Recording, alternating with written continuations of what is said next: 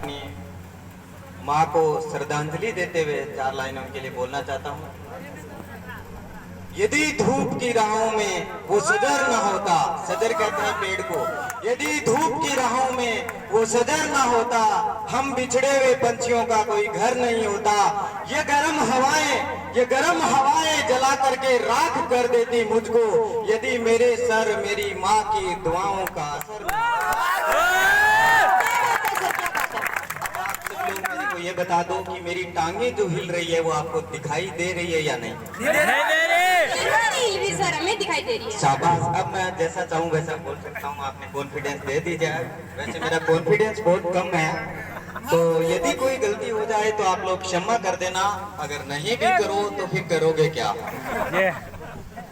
तो मैं आपको बताना चाहता हूँ, ये तो सहतीर है, पलकों से उठा लो यारो। ये तो सहतीर है, पलकों से उठा लो यारो। कुछ तरीका ऐसा भी निकालो यारो। कौन कहता है आसमां में सुराख नहीं हो सकता? एक पत्थर को जरा तबीयत से तो उछालो यारो। तो आप लोगों की आज फ्रेशर पार्टी थी, उसमें भी आपकी अनुपस्थिति मुझे 1% भी अच्छी नहीं लगी, क्योंकि आप लोग कंटिन्यूस शब्द का अर्थ ही नहीं जानते। कंटिन्यूस का मतलब होता है नित्य लोग यदि आप नहीं करोगे तो आप जो चीज आपको आती है वो भी भूल जाओगे।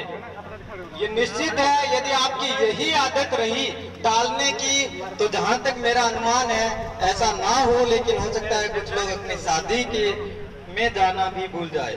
ऐसा ना हो, लेकिन होता नहीं है अक्सर। तो मैं आपको बताता हूँ कंटिन्यूस स्टडी क्यों जरूरी है।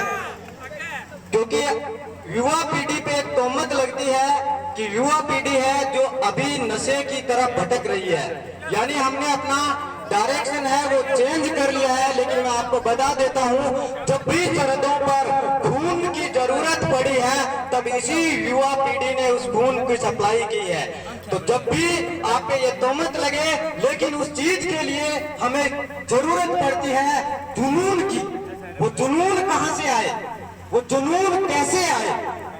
जो जुनून कभी भगत सिंह में जगा था, जो कभी राजगुरु और सुखदेव में जगा था, वो जुनून जो कभी महाराणा प्रताप में जगा था, जिसने पूरे अकबर के साम्राज्य को हिला दिया था और मेवाड़ की शान आन और बान को बनाए रखा था, वो जुनून आप में जरूरी है।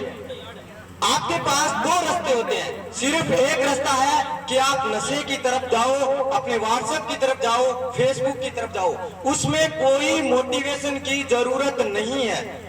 आपको कोई यह नहीं कह सकता है कि चल यार थोड़ी देर व्हाट्सएप चला लेना, कोई नहीं कहता है, लेकिन आप फिर भी चलाते हो। कोई आपको ये नहीं कहता है कि आप पार्क में जाकर के बैठो, लेकिन फिर भी आप बैठते हो। लेकिन दूसरी तरफ जरूरत है किसकी? पढ़ाई की।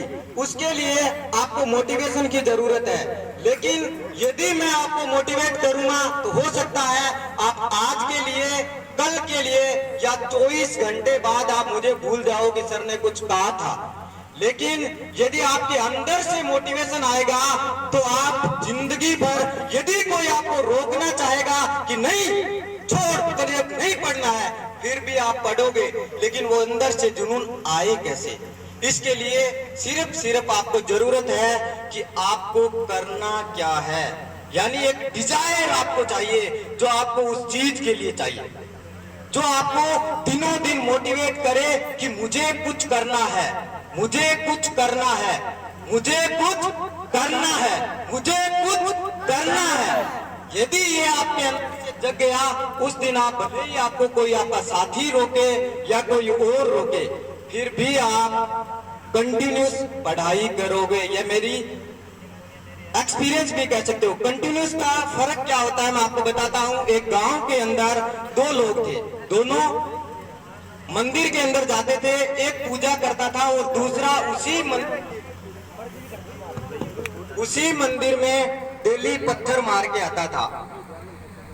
एक दिन का टाइम था, भगवान उस मंदिर में प्रकट होने वाले थे और बहुत तेज आंधी बारिश का मौसम आया और जो पूजा करने जा रहा था उसने सोचा कि आज तो इतनी आंधी है, तेज बारिश है, क्यों ना मैं आज के लिए पूजा को छोड़ दूं। लेकिन वही जो दूसरा इंसान था, उसने सोचा हो सकता है आज कुछ अलग हो, मैं आज और तेज पत्थर मारूंगा। और जैसे ही वो पत्थर मारने के लिए पहुंचा, मंदिर में से भगवान प्रकट हुए और उसे आशीर्वाद दिया।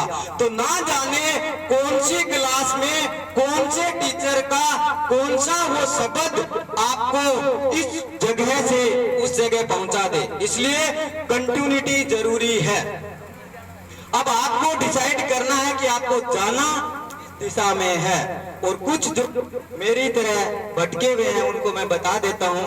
यानी तो कई बार होता क्या है, यदि हमें कुछ छोटी सी हार मिल जाती है तो हम अपने आंसू ढलकाना शुरू कर देते हैं। हमारा उम्मीद होती है कि हम क्लास में फर्स्ट आए, लेकिन ना आ पाते हैं तो हम रोना शुरू कर देते हैं। तो मैं आपको बता देता हूं, वो नवाजता है रहमत से, जीत के आसार होते हैं। वो नवाजता है रहमत से, जीत के आसार होते हैं। छोटे छोटे कदम ही जीत के आधार होते हैं। छोटे छोटे कदम ही जीत के आधार होते हैं। हार करके जो रो दे सचमुच हार होती है, लेकिन हार करके जो मुस्कुरा दे जीत के हकदार होते हैं। जीत के वो हकदार होते हैं। धन्यवाद आप सभी लोगों का।